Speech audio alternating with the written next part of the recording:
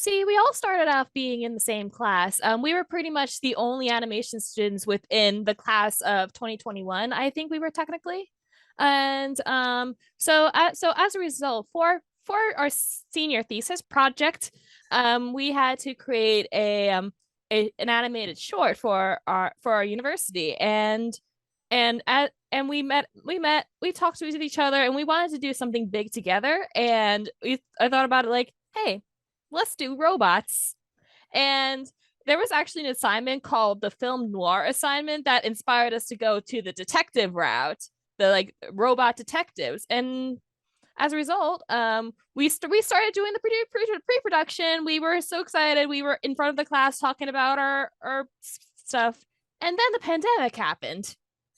So we all ended up separated, but we ended up working on a lot over the summer of 2020, making the characters, making the models and stuff. And then once we started meeting again for online classes, we got on to like further making the actual animation and stuff like that. So as a result, after our film has been premiered in virtual events, now here we are. In terms of directing, that was kind of the easier part, because the cool part about directing animated characters is that you can make them do whatever you want, unlike real people. That's always a lot more fun.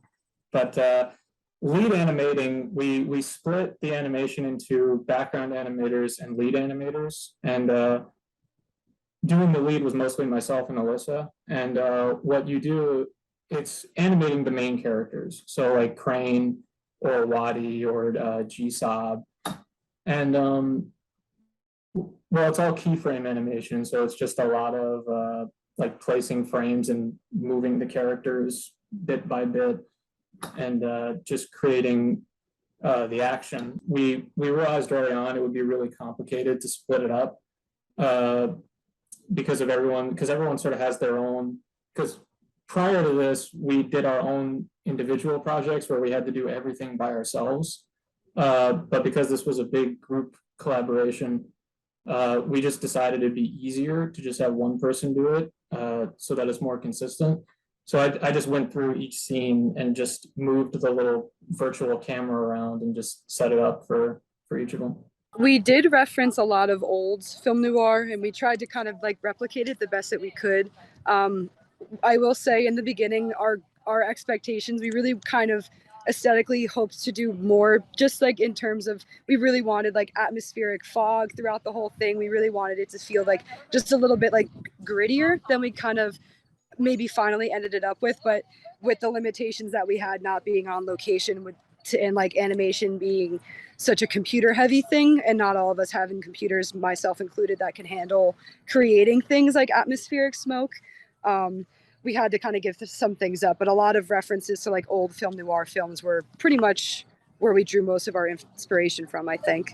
Obviously there's no sound to start with, so like you have to make it feel like a lived in space. So you need like layers of like background sound and like atmospheric sound, and Lauren helped me with some of it too.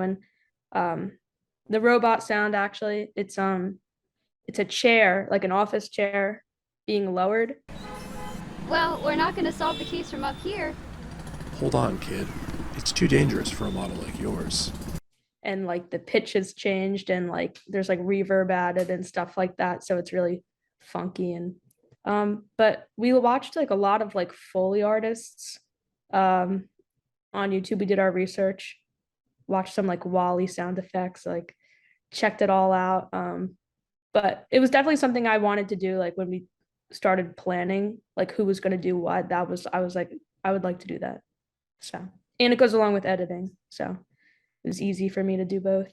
I'm not sure if it would technically be considered a problem, but when I initially created like the diner, I had textured and shaded a certain way, then it was handed off, and we agreed that I could use some work, and I forget who it was, but someone did an updated version of the textures that we used for them. I think that was me and Emily. Yeah. Yeah. Me and Lauren were the set dressers. But I feel like the hardest part was not being with each other. because when you're in the same room, Yeah. and like you can walk around to each other's computers and like kind of see what's going on. But you know, we all like I worked at like 4 a.m. Mike's an early riser, so he's like getting his start at like 7 a.m. and that's when I'm going to bed. So it's like we're never on the same page, but we made it work. Yeah, I remember for me specifically, I did not have Maya on my computer, so I was having to use the remote lab, which was kind of connecting to the computers at Monmouth through my computer at home, which sometimes would deal with Wi-Fi issues and everything, and was a problem to begin with. But so there was little obstacles to overcome throughout it, but it definitely paid off in the end, which was nice.